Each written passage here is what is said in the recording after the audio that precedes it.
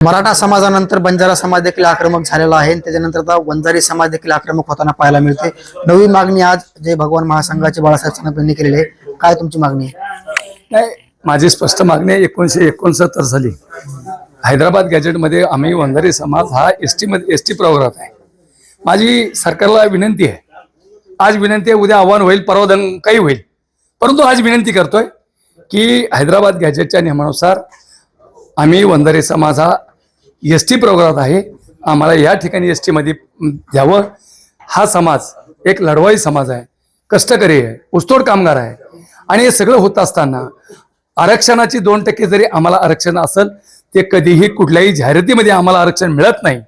2%हून 5% आरक्षण मिळावे ही सुद्धा आमची मागणी आहे।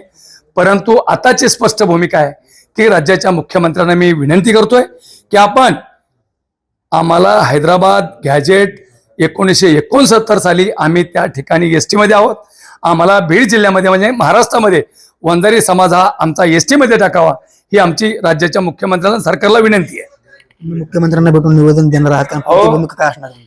राज्याच्या मुख्यमंत्र्याला मी जाऊन भेटणार, निवेदन देणार आहे। साहेब, ह्याच गॅजेटमध्ये आम्ही एसटी मध्ये आहोत, धनगर समाज एसटी मध्ये आहे, बंजारा समाज एसटी मध्ये आहे।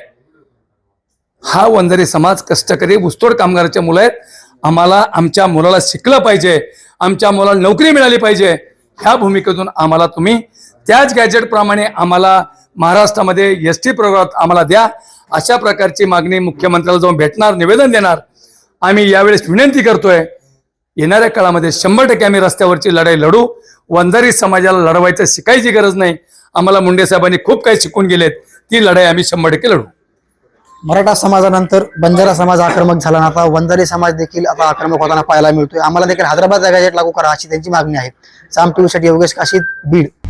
आता isakal.com आहे देशातील नंबर 1 ची मराठी न्यूज वेबसाईट। प्रत्येक अपडेटसाठी isakal.com ला नक्की भेट द्या।